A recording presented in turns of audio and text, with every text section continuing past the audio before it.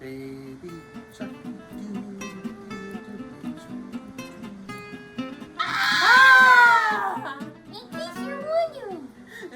Hey guys, welcome to another episode of In Case You Were Wondering. As always, I am Chris. I am Vicky. And I'm Amber. Hello! I have got to tell you, I am so excited. One of those things I think I've been waiting for since the 90s. X-Men 97. It's coming back. And you know, for me, it was one of those shows that my brother Corey and I, we would literally, it was the show we'd watch every Saturday morning. I know it's a part of like my childhood nostalgia. I'm really glad that I get a chance to share with you guys my love, and the fact that they're bringing it back, it is huge. Today we are going to be going and reacting to a couple of the trailers because we want to share with you guys about how excited we are. And you guys ready? Yeah, let's go. Ready? Watch the series finale of X-Men next Saturday morning. Check your local listings. I'm grateful to have the chance to say goodbye. I am proud of you all, my X-Men. Fate lies in our hands now. Now.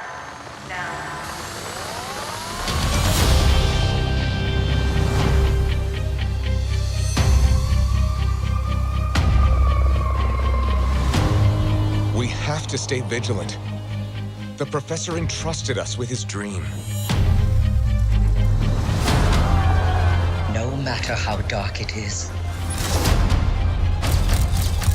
we must believe in each other.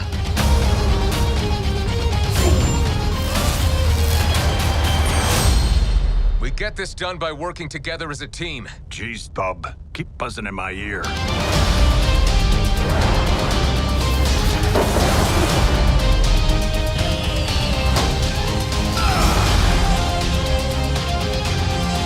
Heads up!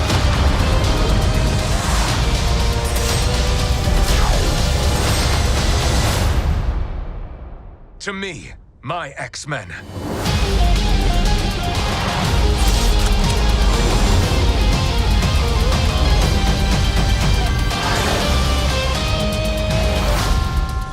Magneto. The last will and testament of Charles Xavier. Everything he built now belongs to me. All right, that was crazy. First reactions, go. You know, Vicky, you go. Oh, I was just gonna say, like, I'm so excited to see, like, the animation is, like, really good. And Oh, they're yeah. bringing, like, this idea that, of the new generation, of the new, without Professor, they're by themselves. Yeah, like the very opening of that, the idea that Professor X is dead, they're lowering his coffin in the ground. I mean, that's a pretty rough way to begin, right? And it's definitely, like, also scenes where we see a pregnant lady, and so it kind of introduces the idea of the next generation, or Not just any pregnant lady, though. That's a pregnant Jean Grey. And if you guys know anything at all, like, Jean Grey has 3 kids in the comics. Cable, Hope, and Rachel. My guess is it's probably Cable. But the idea that Jean Grey is pregnant, that's huge. Definitely. What else stands out to you guys about that? Well, like, for me, I would probably say, like, how they're kind of bringing up certain events that did happen in the original, but then they're trying to revamping it for the newer audience because it's not the 90s anymore. They have to change some topics. So I just really like how they're trying to kind of have the newer generation of people who are Marvel fans get like a series of our own of X-Men, the animated, series. Yeah. I gotta say, I really loved the the scene with Wolverine and Gambit. Mm-hmm. Like Gambit is riding on Wolverine's back, and then Wolverine unleashes his claws, and Gambit charges them with his energy. I don't think I've ever seen them do that, but that is absolutely badass. Definitely. Right? And then you guys saw that scene where Storm like lets leash her fury. Mm-hmm. We all know that Storm has been upgraded to an Omega level mutant. Mm-hmm. I really want to see more of that here. Mm-hmm. So, hey, I'm optimistic. I'm optimistic about what we see there in that trailer. What did you think about the reveal of how Magneto's going to be involved from that? Like, I thought, because, you know, like, if you're watching from, like, the live action series from, like, 2012, 2015 series of X-Men, of like, Magneto. I'm sorry. My speech impediment's horrible today. It's alright. It's alright. Magneto. Okay, I got it. Thank God. But we see like a different side of him, not completely bad, but not completely good. We don't know what it's gonna go toward with this new generation, and see how him taking over the school and everything. What will happen? That is the thing I am very curious about. I think it's gonna be one of those moments where they introduce him as this like evil villain, and then he's gonna be like the softest, cuddliest person of the world. No, that's not gonna happen. But like I think that would be funny if like they introduce him like looking all bad and stuff, and then he turns into basically Professor except with a little more edge. So, I mean, you know, in the comics, whenever Xavier was out of the picture, Magneto would always come in and kind of fill that void. You know, Stan Lee, when he created the characters of Magneto and Charles Xavier, he created them with the real life figures of Martin Luther King Jr. and Malcolm X. Yeah. Those really were like the characters that he was writing about. A person who was willing to use violence for the sake of social change, and another one who believed in peaceful coexistence. Mm-hmm. Both of them important civil rights figures, but the way in which they went about it was very different. I think that really helps me to think about kind of where this story's going. I'm excited. Well, then, like, also with you adding on that information, it's definitely an important thing now that they are doing, you see, like, picket fences, or what's it called? Picket lines. Protesting. Or protesting, yes. That are, I think that since you brought up that information, I think that it also gains an importance that we saw a clip of a protest of people wanting mutants not to be around anymore. That, like, we are seeing pushback from the public that are, you know, getting saved by these mutants. So I think that, you know, now knowing that information, it kind of makes it more important to me. Yeah. You know, the X-Men have always, since they came out in the 60s, the X-Men have always sort of embodied this idea of those people that don't fit in, those people that are not accepted by society. And whether that is the civil rights movement, where people of color were fighting for equal rights and treatment, or whether that is the LGBTQ, right, that is still fighting for rights here today. The X-Men have always been a symbolic representation of that. And I think we're going to see some of that here in the show. I'm excited. Let's see one more clip.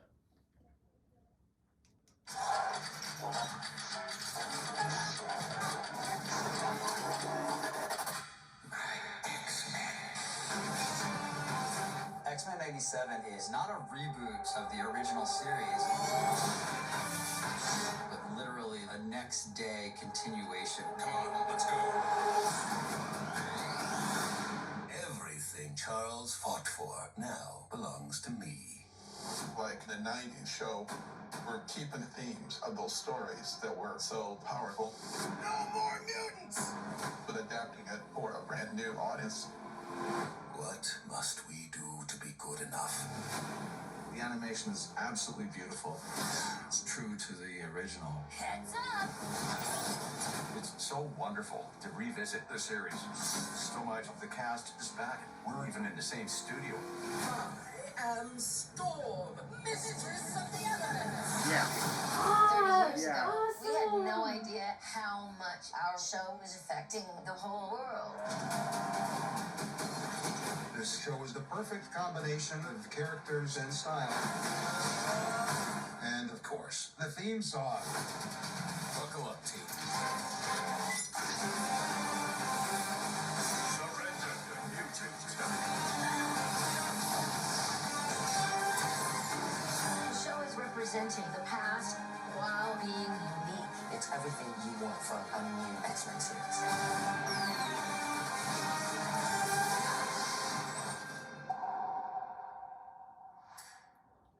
Wowza. So if you guys didn't know, X-Men 97 actually is going to start streaming on Disney Plus March 20th. That's why we're reacting to it and sharing with you guys now. I've got to say, number one, what do you guys think? The fact that a lot of the people who voiced the original characters are back for this, how huge is that? I thought it was insane. Right? Like, right when I saw the clips of the actors just like saying, we've been around when this first even started, and it's cool that they're coming back to it. Yeah. That I'm like, that tells you that they love the character enough that they wouldn't mind going back to that character. It was crazy hearing the lady who voices Rogue, and she talks like that in real life. That's not a character, that's how she actually talks. Definitely. I love that. So we saw the person who voices Rogue, Storm, which was awesome, and then the guy who voices Beast. There may be at least one or two other people that they didn't highlight here in the video, but that is freaking awesome. It is so cool. I can't wait to see how that all comes together. What else stood out to us in that video? I thought that, like, just having, like, an understanding that this is going to be the next day. Right. Of, like, it's not going to be, you know, a couple of years. It's not going to be, like, if they were in 2024. No, this is literally, you know, the professor passes away, and now they're dealing with, you know, I don't want to say consequences. But like the sadness. The consequences. Yeah, the consequences of the sadness, the mourning of that loss, because they were like his kids. Right. And I think that part of the question that always had been in the back of all of their minds is there an X-Men without Xavier? Right? I think that's always been the challenge of any group, is how do you survive when your leader dies? Right? I think it also, like, it's amazing that we are now seeing a new, not revamped version of X-Men. What is up with their speaking today? For 90s. That it's a bridge between 2 to 3 generations that grew up with it. Like, I know for me and my sister, we grew up with Dad watching it with us. But, you know, a lot of parents, they sometimes left it when they were kids. And so having this revamped version or edition can help some parents, like, introduce some of the amazing characters of X-Men to their kids. So I will say what I'm really excited about with this continuation of the story, you know, when I watched it originally back in the 90s, it's like the story just petered out. We really didn't get an end to the show. Yeah. It just kind of abruptly stopped, and they never finished it. And I feel like what this allows them to do is to continue the story, and I'm really hoping that they're able to give us a really great ending by bringing it back. Or a longer story that can... A longer story and maybe at least a proper resolution. Yeah. That's what I'm hoping for. Guys, you know what? I'm excited. Are you excited? Definitely. All right. Oh, this is a thing that I kind of just thought of, What would you be if you had superpowers? Ooh, what would you do? That is a good also, question. Before we say our responses, you could write them down in the comments. Yes. Put it right there in the comments. Let us know what power or maybe what character you'd like to be from the X-Men. And then don't forget to like and subscribe and share this video with your friends. All right.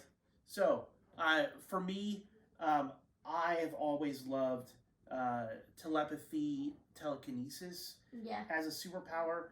The ability to move things with my mind and control things that way. I mean, I think that would be a pretty badass power. Definitely.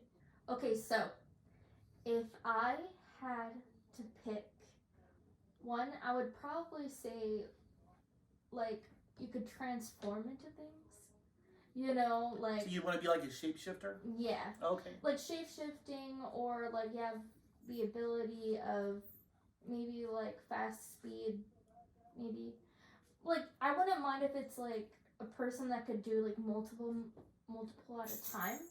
Every time that I think of me being a shapeshifter, all I could think of is squeeze. It's you could be fighting a bad guy and then you're just ooh, I'm at a dead end. Well, there's a tiny hole behind me, and they're where did she go? It's flee, Well, maybe, yeah. Yeah. So telekinesis and telepathy, shape-shifting into a mouse. What about Vicky, you? What are you thinking about? If I could just be the Avatar, that'd be cool. Okay. Other than everything? Yeah, the spirit powers, so I could befriend some spirits, be able to, manipulate rocks and fire and water and air and, try to fly, that kind of thing. This conversation fit probably a lot better in our previous episodes about Avatar: The Last Airbender, but I'll give it a pass. If okay. I could, it would be like Storm. Yeah. But, it would be more condensed. Instead of, the whole world kind of, or the whole sky being, my power, I could just say, I'm gonna burn your face off with fire, or I'm going to make shelter with a tent of earth, or I'm going to try and fly around with my airbending. Right. And so, it's very functional. It's multifaceted. Yes. All right, this has always been a fun discussion about what powers you'd have. Don't forget, right there in the chat, let us know what power or what superhero you'd like to be like from the X-Men. And hey, again, make sure that you go ahead and subscribe to our channel in case you were wondering. Are you guys as excited about X-Men 97? Because we are. We absolutely are. Make sure you guys watch it. Disney Plus, March 20th. Don't miss it. It's going to be epic. And when that day does come, look for us on this channel for a video of our review. Exactly. All right. All right. Well, guys, thanks for joining us here today. I'm going to be signing off. I'm Chris. I'm Vicky. And I'm Amber. All right. Bye. Adios. Bye.